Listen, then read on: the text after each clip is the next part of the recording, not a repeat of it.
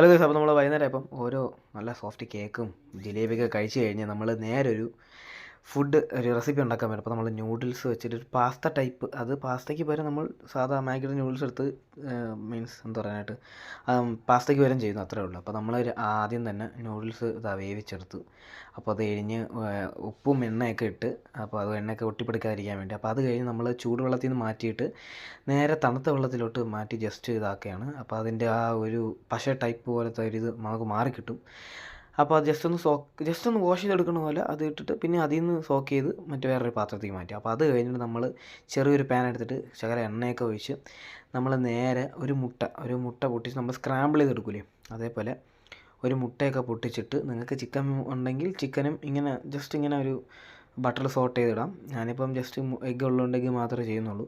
അപ്പോൾ നമുക്ക് അത്യാവശ്യമുള്ള ഉള്ളി, പച്ചമുളക്, ഇഞ്ചി, വെളുത്തുള്ളി, തക്കാളി, അപ്പോൾ അതാണ് മെയിനായിട്ട് വേണ്ടത്.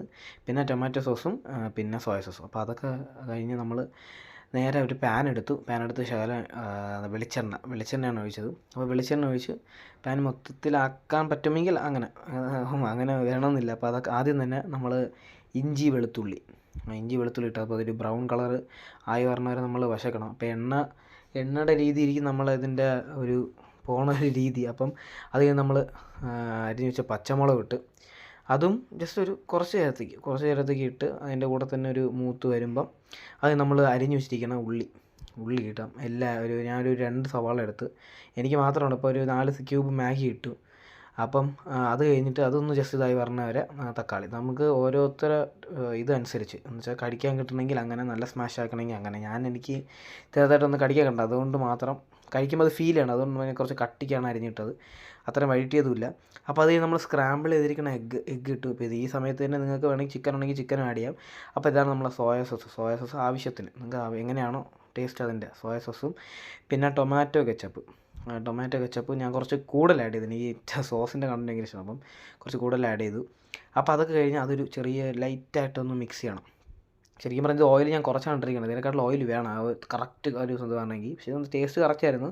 പക്ഷേ നമ്മൾ ആ കാണുമ്പോൾ ഒരു ലുക്ക്, നമ്മൾ ഓയിൽ അത്ര നല്ലതല്ലാണ്ട് കുറച്ച് കൂടുതൽ ഉപയോഗിച്ചായിരുന്നു, അതാണ് പിന്നെ ഉപയോഗിക്കാത്തത്. അപ്പോൾ അതൊന്ന് മിക്സായി വരുമ്പം അതിൻ്റെ 2 സൈഡിലൊരു ഇതാക്കിയിട്ട് നമ്മൾ നേരത്തെ വെച്ചിരുന്ന നമ്മളെ നൂഡിൽസ് ഇട്ട് കൊടുക്കണം.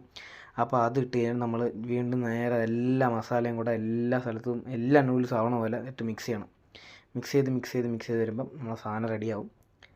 അടിപൊളിയെന്ന് വെച്ചാൽ കിടിലൻ ടേസ്റ്റ് ആയിരുന്നു. ഞാൻ ജസ്റ്റ് ഒരു പരീക്ഷണം പോലെയാണ് മാഗി ഇട്ട് നോക്കിയത്, അല്ല ഞാൻ പാസ്റ്റയാണ് ഇത് രീതിയിൽ ഉണ്ടാക്കുന്നത്. അപ്പോൾ അത് ആ പ്ലേറ്റിലെടുത്ത് ഒരു ഫോർക്കൊക്കെ എടുത്ത് കഴിച്ച് ടേസ്റ്റ് എന്ന് വെച്ചാൽ അടിപൊളി ടേസ്റ്റ്. അപ്പം